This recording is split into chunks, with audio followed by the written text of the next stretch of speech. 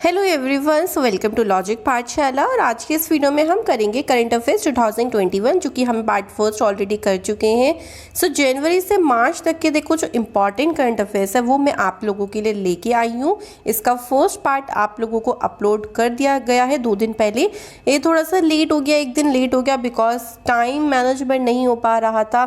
काफ़ी सारी चीज़ें इस टाइम चल रही हैं, ऑलरेडी मेरी तबीयत ठीक नहीं चल रही है। सो फिर भी कोशिश ये जारी रहती है कि आप लोगों को सारी चीज़ें जल्दी से जल्दी मिल पाएँ, ताकि आप लोग इसको पढ़ें, आप लोग इसे रिवीजन कर सकें और आप लोगों को बेनिफिट मिल सके। ऑलरेडी मैं आप लोगों से एक और चीज़ कहूँगी, प्लीज़ आप लोग भी अपना ध्यान रखें। अगर बहुत ज़रूरी हो तो ही घर से बाहर जाएँ, सारे प्रोटोकॉल्स फॉलो करें। बिकॉज देखिए, जब तक आपकी हेल्थ सही नहीं रहेगी, बाकी काम भी तो नहीं हो पाएंगे ना। सो फर्स्ट प्रेफरेंस अपनी हेल्थ को दीजिए and please maintain social distancing, ठीक है। सो चलिए फिर इस वीडियो को शुरू करते हैं। इसका पीडीएफ भी आपको शेयर हो जाएगा। ये पार्ट फर्स्ट का थंबनेल आपने देख लिया होगा। Part first, I hope so आप लोगों को सारी चीज़ें इन्फॉर्मेटिव लग रही होंगी और आपको इससे बहुत हेल्प भी मिलेगी। आज भी लगभग आपका जो क्वेश्चन है वो 65 क्वेश्चन है इस वीडियो में। सो लास्ट वीडियो में भी मैंने 60 क्वेश्चन कराए थे, तो 100+ क्वेश्चन है जो कि इम्पॉर्टेंट है एग्जाम के लिए। सो कवर अप करते रहें सारी चीज़ों को, ठीक है। मैं ऐसे ही और भी रिवीजन वीडियोस लाती रहूँगी करंट अफेयर्स को लेकर, ताकि आप लोग ना पिछला ना भूल पाएँ, ठीक है। सबसे पहला क्वेश्चन देखिए, जल्दी जल्दी करेंगे। Who announced a vehicle scrapping policy the Lok Sabha. भाई लोकसभा में वाहन परिमार्जन नीति की घोषणा किसने करी? आप लोग अपने आंसर्स लगाते रहें और जरूर बताइएगा मुझे 65 में से कितने क्वेश्चन सही रहे। So the correct answer is बिल्कुल नितिन गडकरी। ये तो बहुत ईजी है, रटने की जरूरत भी नहीं है। देखो, वाहन तो रोड पे चलेंगे और नितिन गडकरी जी के पास कौन सी मिनिस्ट्री है? Road and transport highway ministry है, ठीक है। तो यहाँ से याद हो जाएगा आप लोगों को। इसका मेन पर्पस ये है कि जो ओल्ड और जो डिफेक्टिव व्हीकल्स है ना, उनकी पॉपुलेशन को कम करना, ठीक है, क्योंकि उनसे काफ़ी ज़्यादा पोल्यूशन होता है। सो 15 साल से पुराने वाहनों को हटाने का लक्ष्य रखा गया है। सो इस पॉलिसी को नितिन गडकरी ने लॉन्च किया। इसके बाद है स्टॉप टीबी पार्टनरशिप बोर्ड के नए चेयरमैन कौन अपॉइंट हुए, मतलब इसके चेयरमैन कौन बने हैं इस बोर्ड के। सो यहाँ पे आंसर क्या हो जाएगा? देखो, टीबी किससे रिलेटेड है? हमारा हेल्थ से रिलेटेड है, ये भी आपको रटने की ज़रूरत नहीं है। और हमारे हेल्थ मिनिस्टर कौन है भाई? डॉक्टर हर्षवर्धन। सो आंसर हो जाएगा ऑप्शन नंबर सी, ठीक है। ऑल्सो देखो, इंडिया ने टारगेट रखा हुआ है 2025 तक जो है वो इंडिया को ट्यूबरक्लोसिस से फ्री कर देना है, ऐसा टारगेट रखा गया है। और इसी टारगेट के लिए बोर्ड बना दिया गया और इस बोर्ड के चेयरमैन अपॉइंट किए गए हैं doctor Harshvardhan. Next is question number 3। हाल ही में प्रधानमंत्री मोदी जी के प्रधान सलाहकार पद से इस्तीफा किसने दे दिया? सो यहाँ पर जो आंसर हो जाएगा वो ऑप्शन नंबर ए हो जाएगा। पीके सिन्हा ने यहाँ पर रिज़ाइन कर दिया है। ध्यान रखिएगा, ये उत्तर प्रदेश कैडर से आईएएस ऑफिसर है 1977 बैच के। कभी भी एग्जाम में ये नहीं पूछेंगे कौन से कैडर से हैं भाई, कौन से बैच से हैं, ठीक है, नहीं पूछने वाले। इनका नाम पूछेंगे जो आपके लिए इंपॉर्टेंट रहेगा, ठीक है। क्वेश्चन 4 है, साहित्य अकादमी अवार्ड कब शुरू किया गया था? तो 1954 में शुरू किया गया था, ठीक है। ये न्यूज़ में इसलिए रहा था क्योंकि एक राइटर हैं जिनका नेम है नंदा खरे। इनके नोवेल के लिए, इनका नोवेल 2014 में इन्होंने एक नोवेल लिखा था जिसका नेम है उदाया। इसी के लिए इनको साहित्य अकादमी अवार्ड दिया जा रहा था, बट इन्होंने इसको एक्सेप्ट नहीं करा, मना कर दिया। एक नॉर्मल सा रीज़न कि भाई जो जनता प्यार करती है इनको, वो ही इनके लिए इनफ है, कोई अवार्ड वगैरह इन्हें नहीं चाहिए, ठीक है। तो इसलिए न्यूज़ में रहा था। इसके बाद है with which space agency. ISRO ने कौन सी स्पेस एजेंसी के साथ मिलकर एक सिंथेटिक अपर्चर रडार की स्पेलिंग सही नहीं है, to take high quality photographs. तो उसको एक ऐसा रडार विकसित किया है ताकि वो जब हम स्पेस में उसे भेजें तो वो बहुत ही ज़्यादा हाई क्वालिटी की फ़ोटोग्राफ्स ले सके। इसके लिए इसरो ने क्या हो जाएगा? बिल्कुल ऑप्शन डी, नासा के साथ जो है वो ये डेवलप किया है। और इसका नाम भी रखा गया है, इसका नाम है निसार। निसार देखो क्या होता है? N for NASA, I for ISRO, S से सिंथेटिक हो जाएगा, ए से अपर्चर एंड आर से रडार हो जाएगा, ठीक है। जो 2022 में भेजा जाएगा अर्थ सरफेस के लिए एक मिशन, उसमें इसका बहुत अच्छे से यूज़ किया जाएगा। बिकॉज बाहरी स्पेस की दुनिया में अगर हम फ़ोटो बिल्कुल क्लियर हाई क्वालिटी की ले पाएंगे तो काफ़ी आसान रहेगा चीज़ों को अंडरस्टैंड करने में। इसके बाद देखो क्वेश्चन नंबर 6 क्या बोलता है, इकोनॉमिक फ्रीडम इंडेक्स में भारत की रैंक बतानी है भाई। सो भारत की रैंक क्या बनी, इस बार भारत की रैंक थी 121 और इसी पोजीशन में यानी इसी कैटेगरी में टॉप पोजीशन वाली कंट्री आपको ध्यान रखनी है, दैट इज सिंगापुर। एक और चीज़ ध्यान रखिएगा, इस बार इस पोजीशन में हांगकांग को मतलब इस रैंकिंग में हांगकांग को बाहर रखा गया था। अगर पूछ लिया जाए तो आप लोग को याद होना चाहिए। और ये जो इकोनॉमिक फ्रीडम इंडेक्स है इसको हेरिटेज फाउंडेशन के द्वारा लॉन्च किया जाता है, ठीक है। क्लियर हो जाएगा। क्वेश्चन 6, 7 मैत्री सेतु, भाई ये तो आप लोगों को बिल्कुल नहीं मतलब ये तो बिल्कुल नहीं भूलेंगे। मैत्री सेतु जो कि इंडिया और किसके बीच में है, बांग्लादेश के बीच में, और ये नरेंद्र मोदी जी ने इसको इनॉग्रेट किया। और मैत्री एक एक्सप्रेस ट्रेन भी चली है इंडिया और बांग्लादेश के बीच में, तो ये भी आप ध्यान रखिएगा। ये जो सेतु है ना, ये जो ब्रिज है, ये कौन से रिवर पर है ये ध्यान रखेंगे, फेनी। और इंडिया की कौन से स्टेट को बांग्लादेश के साथ जोड़ता है, ये भी तो बन सकता है क्वेश्चन, तो ध्यान रखेंगे। आंसर क्या हो जाएगा यहाँ पे, त्रिपुरा, ठीक है। स्टेट से पूछ लिया तो त्रिपुरा आप लोग आंसर लगाएंगे।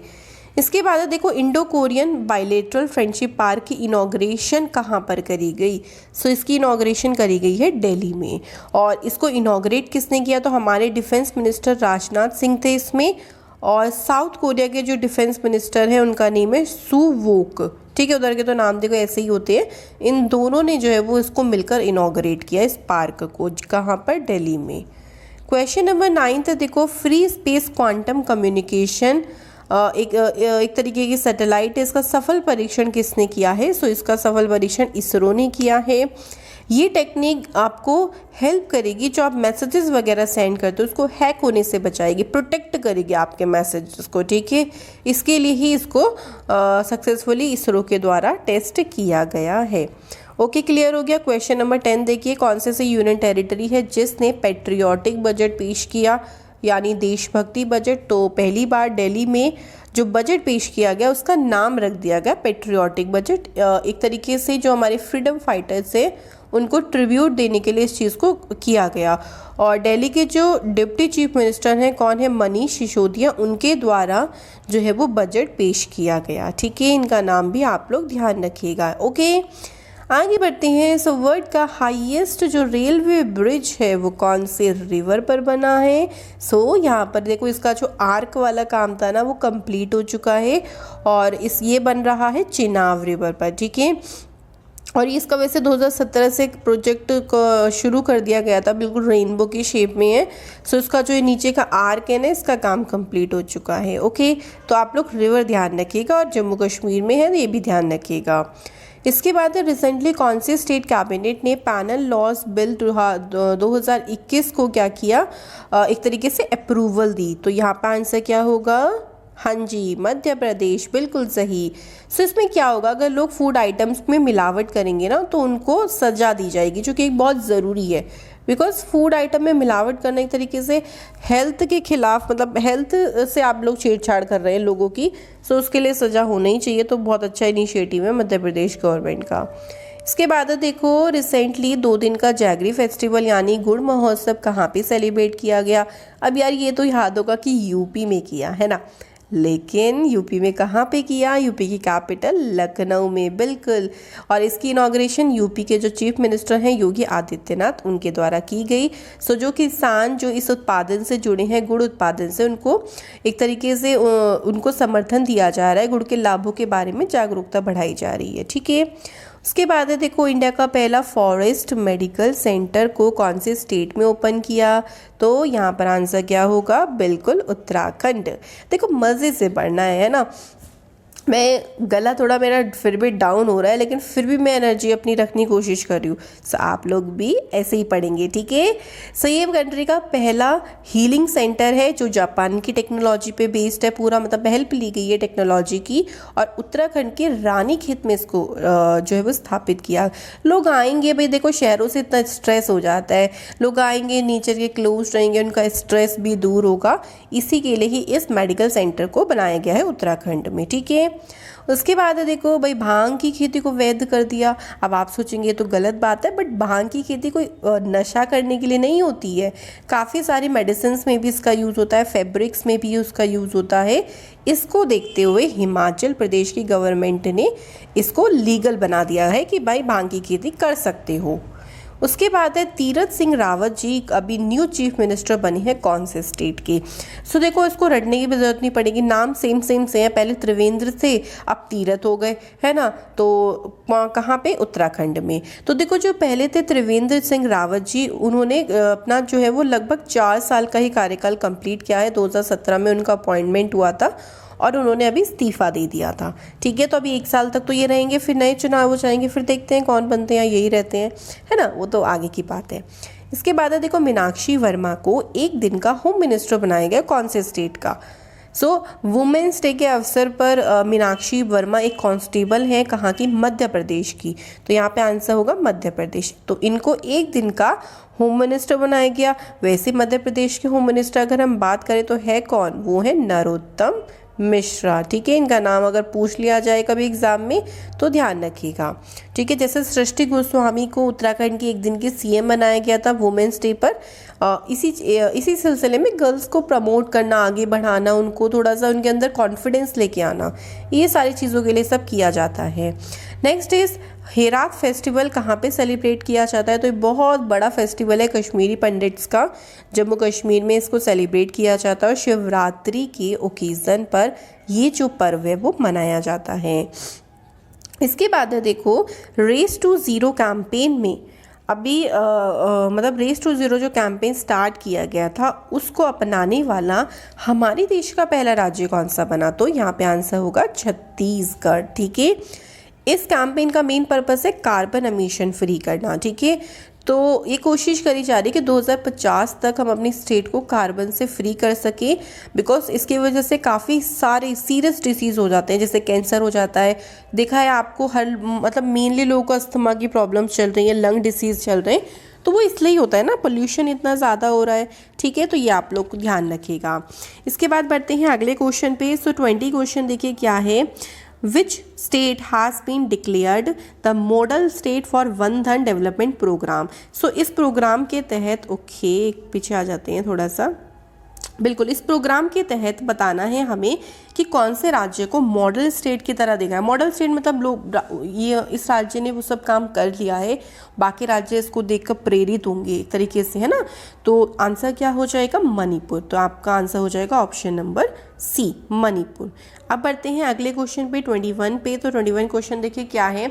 कौन से स्टेट गवर्नमेंट ने समर कैंपेन शुरू किया है। तो यहाँ पे आंसर क्या हो जाएगा, बिल्कुल झारखंड की गवर्नमेंट ने समर कैंपेन को स्टार्ट किया है। ठीक है, और अगर हम बात करें समर कैंपेन को क्यों शुरू किया गया है, तो जो होता है एनीमिया का, मेल न्यूट्रिशन, कुपोषण की बीमारी आजकल बढ़ रही हैं, उस पर एक तरीके से ना गवर्नमेंट एक्शन लेगी है उसको कम करने के लिए, उसको रिडक्शन के लिए यहाँ पर इस कैंपेन को झारखंड की गवर्नमेंट ने शुरू किया है।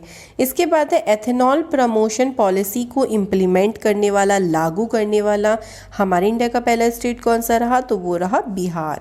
ठीक है, ये पॉलिसी क्या करेगी, जो भी एथेनॉल में इन्वेस्टर्स हैं जो इसमें इन्वेस्ट करना चाहते हैं वो डायरेक्टली अपनी चीज़ें कर सकती हैं और उनको बहुत ज़्यादा मतलब हेल्प दी जाएगी गवर्नमेंट के द्वारा। ठीक है, यहाँ पर आंसर बिहार रहेगा। इसके बाद है देखो हाल ही में कौन सा ऐसा स्टेट है इंडिया का पहला जहाँ पर governmental run animal ambulance network बनाया गया, यानी पशु एम्बुलेंस नेटवर्क बनाया गया है। तो यहाँ पर आंसर क्या हो जाएगा, आंध्र प्रदेश। तो ऐसा हमारे इंडिया का पहला एनिमल के लिए एम्बुलेंस है, बिकॉज बहुत सारे एनिमल ऐसे होते हैं जिनको प्रॉपर हेल्थ केयर की ज़रूरत होती है, बट लोग वहाँ तक पहुँच नहीं पाते या उनको हेल्थ फैसिलिटी नहीं प्रोवाइड कर पाते। ठीक है, तो उन लोगों के लिए इसको स्टार्ट किया गया। इसके बाद है देखो इंडिया की पहली स्टेट कौन सी है जिसने जो प्लांटेशन होता है, जब हम पौधे लगाते हैं उसको फसल का दर्जा दिया। ठीक है, तो ऐसा करने वाला कौन सा स्टेट रहा, मध्य प्रदेश। तो आंसर क्या हो जाएगा, ऑप्शन नंबर डी हो जाएगा। उसके बाद 25 क्वेश्चन बढ़ते हैं भाई। विश्व वन्यजीव दिवस कब मनाया जाता है, तो हर साल 3 मार्च को ये दिन सेलिब्रेट होता है। अब देखो इसकी थीम भी है, तो आप लोग अगर थीम हो किसी भी क्वेश्चन की तो वो ध्यान रखेंगे। सो थीम क्या है इस बार की, फॉरेस्ट एंड लिवलीहुड। मैं थोड़ा सा शॉर्ट में लिख देती हूँ, सस्टेनिंग पीपल एंड प्लैनेट। ठीक है, forest and livelihood, sustaining people and planet इस बार की जो है वो थीम है और 3 मार्च को ये दिन मनाया जाता है। इसके बाद है इंटरनेशनल वुमेंस डे कब सेलिब्रेट होता है, तो पता होना चाहिए, इंपॉर्टेंट क्वेश्चन है काफ़ी। 8 मार्च को ये दिन सेलिब्रेट होता है। ठीक है, जो वुमेन्स हैं वो इकोनॉमिक, सोशल, पॉलिटिकल हर फील्ड में आगे बढ़ रही हैं, सो उनको सपोर्ट देने के लिए 8 मार्च को ये जो दिन है वो सेलिब्रेट किया जाता है।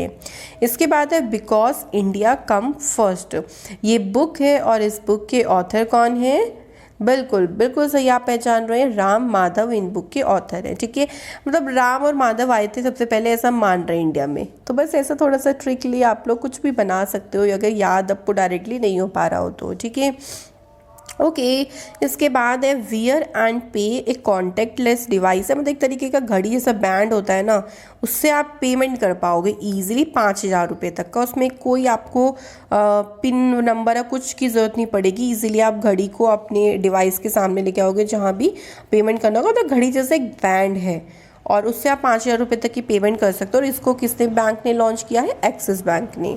ठीक है, तो आंसर आपका होगा ऑप्शन नंबर सी। 29 क्वेश्चन है, देखो इंटरनेशनल मैथमेटिक्स डे कब सेलिब्रेट होता है, सो हर साल 14 मार्च को ये दिन सेलिब्रेट होता है।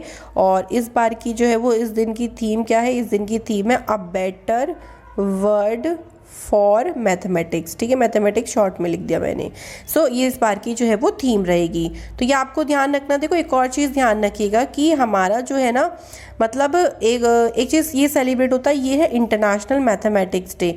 इसके अलावा अगर हम बात करें तो नेशनल मैथमेटिक्स डे भी सेलिब्रेट होता है, वो आपका 22 दिसंबर को सेलिब्रेट होता है। तो दोनों में आप लोगों को कंफ्यूज बिल्कुल भी नहीं होना है। ठीक है, इसके बाद है देखो इंटरनेशनल सोलर अलायंस के नए डायरेक्टर जनरल कौन अपॉइंट हुए हैं, सो उनका नेम क्या है, अजय माथुर। ठीक है, ये अपॉइंट किए गए हैं अभी रिसेंटली।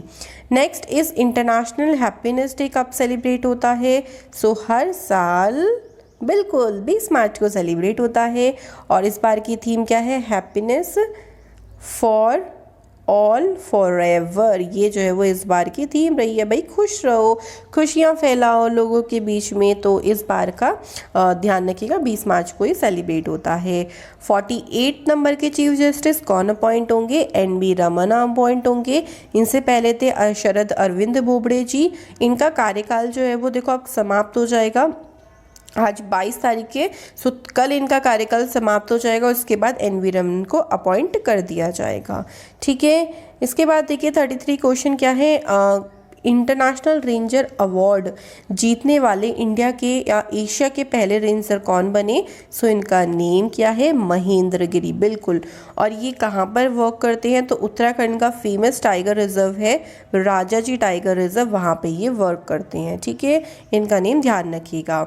इसके बाद अगला क्वेश्चन है, यूक्रेन रेसलिंग टूर्नामेंट जीतने वाली इंडियन वुमेन प्लेयर का नाम बताना है। तो इस बार ये टूर्नामेंट किसने जीता है, आंसर क्या होगा, बिल्कुल विनेश फोगाट ने ये जो है वो जीता है। इन्होंने बेलारूस की रेसलर को हराकर ये जो अवार्ड है वो अवार्ड नहीं कह सकते, टूर्नामेंट अपने नाम किया।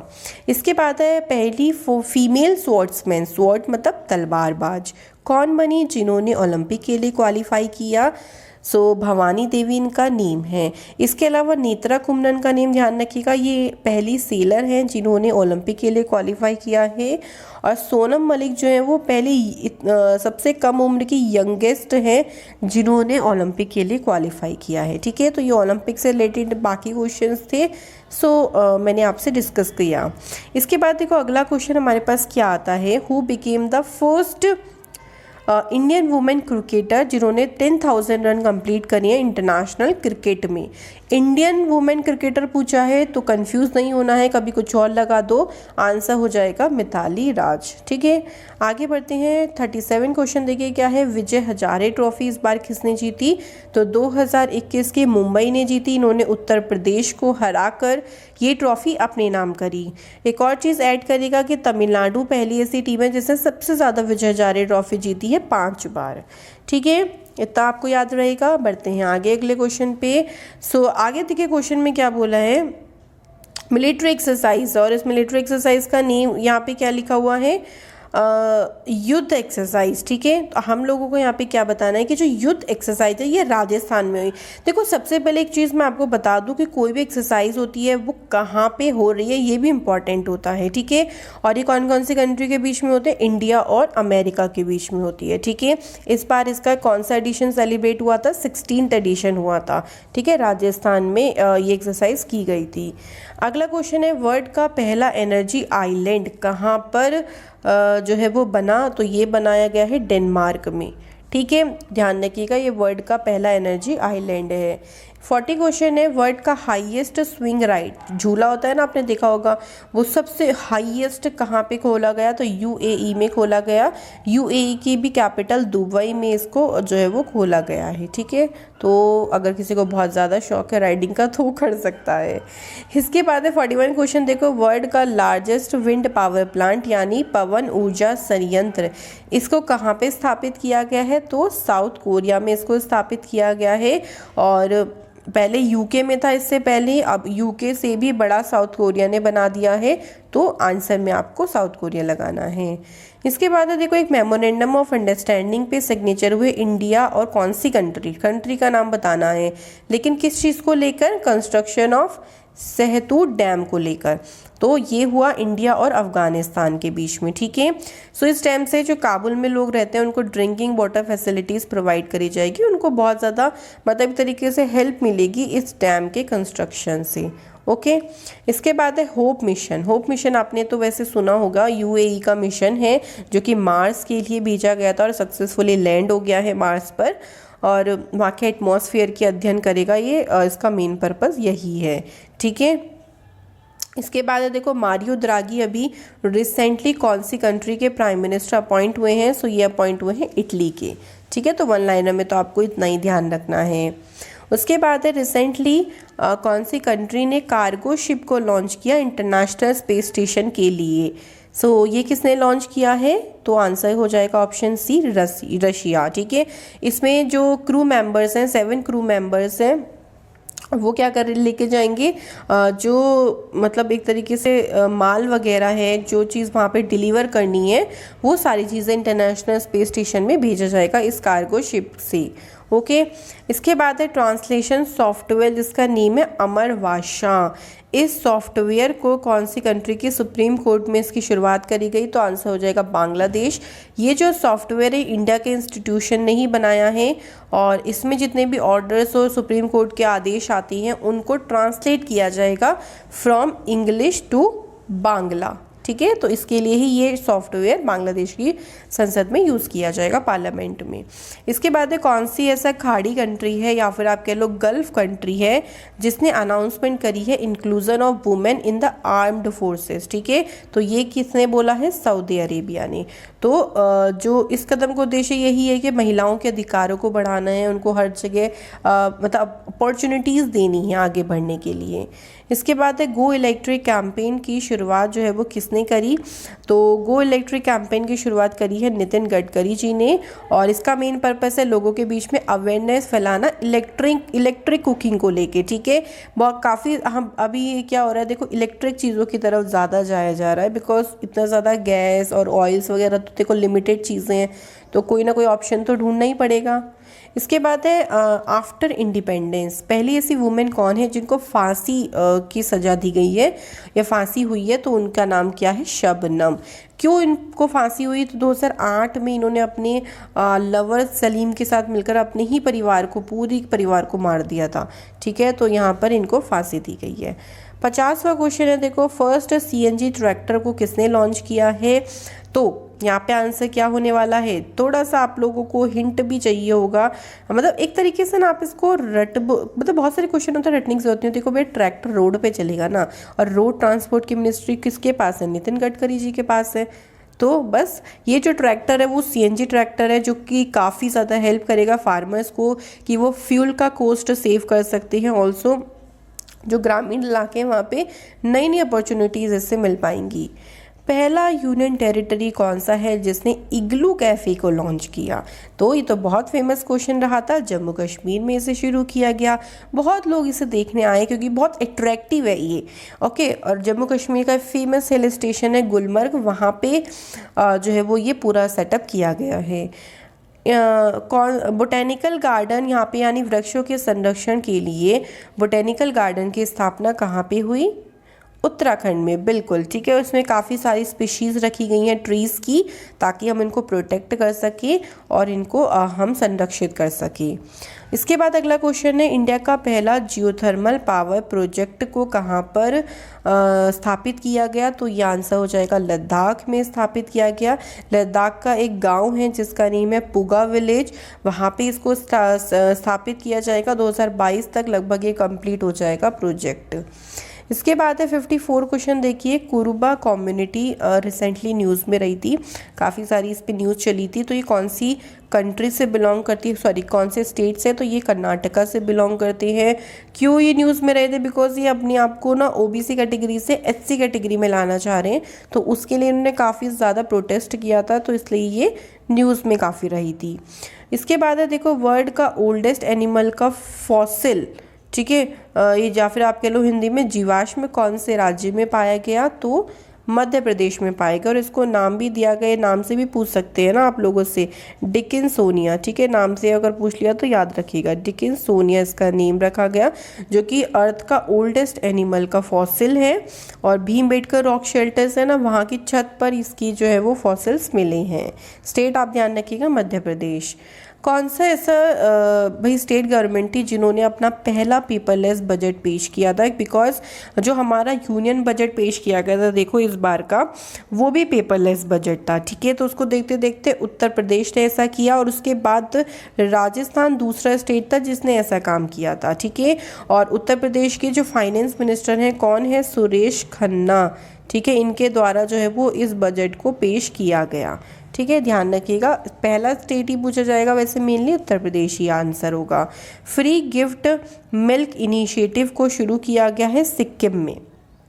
इसमें क्या होगा, जो गर्ल्स स्टूडेंट है उनको every day 200 ml of milk provide किया जाएगा, ताकि कुपोषण की जो बीमारी इतनी बढ़ती है उसको कंट्रोल किया जा सके। 58 क्वेश्चन है देखो, बिरसा मुंडा हॉकी स्टेडियम को कहाँ पर इंडिया का जो कि लार्जेस्ट स्टेडियम रहेगा, इसकी कहाँ पर बनेगा? तो ये कहाँ पे बनेगा? ये बनेगा उड़ीसा में, ठीक है, ये ध्यान रखिएगा। और 2023 का जो हॉकी मेंस वर्ल्ड कप होगा वो इसी स्टेडियम में खेला जाएगा। और बिरसा मुंडा जी एक फ्रीडम फाइटर थे, उन्हीं के नाम पर इस हॉकी स्टेडियम का नाम रखा गया। वर्ल्ड वेटलैंड डे कब सेलिब्रेट होता है? तो हर साल 2 फरवरी को ये दिन सेलिब्रेट होता है। और इस बार की जो थीम थी वो छोटी सी थी, तो आप लोग याद कर सकती हैं, वेटलैंड्स एंड वाटर, ठीक है। तो जो वेटलैंड्स होते हैं उनको संरक्षित करना बहुत ज़रूरी होती है। जो आर्द्र भूमि है उन्हीं के बारे में लोगों को अवेयर किया जाता है, क्योंकि लोगों को पता नहीं होते ना काफ़ी चीज़ें। वर्ल्ड कैंसर डे कब सेलिब्रेट होता है? तो हर साल 4 फरवरी को सेलिब्रेट होता है। और इसकी भी थीम ध्यान कर लीजिए, I am and I will, ये जो है वो इसकी थीम रही थी, ठीक है। तो लोगों को कैंसर के बारे में अवेयर किया जाता है। इसके बाद है देखो, वर्ल्ड सोशल जस्टिस डे कब सेलिब्रेट होता है? जितने भी दिन मैं आपको बता रही हूँ ना इम्पॉर्टेंट डेज हैं, तो इसलिए याद रखिएगा 20 फरवरी को सेलिब्रेट होता है। सोशल जस्टिस क्या हो गया? देखो न्याय हो गया, सभी को न्याय मिल सके, ठीक है। तो लोगों को इसी चीज़ से अवगत कराया जाता है। Scotch CM of the year award कौन से स्टेट के चीफ मिनिस्टर को दिया गया? तो ये किस स्टेट के चीफ मिनिस्टर को मिला? तो यहाँ पर आंसर क्या हो जाएगा? बिल्कुल YS जगनमोहन रेड्डी जी को, ठीक है। तो इनको इस अवार्ड से सम्मानित किया गया। इन्होंने काफ़ी अच्छा अपने स्टेट में प्रोजेक्ट्स वगैरह शुरू करे, जिनको देखकर ये अवार्ड इन्हें दिया गया। उसके बाद बुक है देखो, the population myth, Islam, family planning and politics in India. इस बुक के ऑथर कौन है? SY कुरैशी, काफ़ी इंपॉर्टेंट बुक है, इसलिए ध्यान रखिएगा। 64 क्वेश्चन है, वुमेन सिंगल टाइटल यानी ऑस्ट्रेलिया जो ग्रैंड स्लैम टूर्नामेंट हुआ था उसमें वुमेन सिंगल का टाइटल जो है वो किसने जीता? तो ये जीता नाओमी ओसाका ने, और इन्होंने जेनिफर ब्रैडी को हराया। और अगर मेन सिंगल में पूछा जाए तो मेन सिंगल में ध्यान रखेंगे नोवाक जोकोविच को जो है वो ये टाइटल मिला, मतलब उन्होंने टाइटल जीता मेन सिंगल में, ठीक है। इसके बाद है देखो बुक का नेम है अनफिनिश्ड अ मेमोयर। इस बुक की ऑथर कौन है? सो प्रियंका चोपड़ा के द्वारा ही ये बुक लिखी गई है। तो इसके ऑथर कौन है? प्रियंका चोपड़ा, जोनासन का कंप्लीट नेम है। सो 65 क्वेश्चन हम लोगों ने कंप्लीट कर लिया। आई होप सो आप लोगों का ये पूरा का पूरा सफ़र बहुत अच्छा रहा होगा। आप लोगों ने आंसर बिल्कुल करेक्ट लगाए होंगे, तो बताना बिल्कुल मत भूलिएगा, ठीक है। बताइएगा ज़रूर कितने क्वेश्चन सही हुए, ओके। एंड चीटिंग नहीं करनी किसी को। चलिए ऐसे ही इंपॉर्टेंट वीडियोस में मैं फिर आपको नेक्स्ट वीडियो में मिलती रहूँगी। और सेफ़ रहें, सुरक्षित रहें, घर पे रहें, मुस्कुराते रहें, पढ़ते रहें।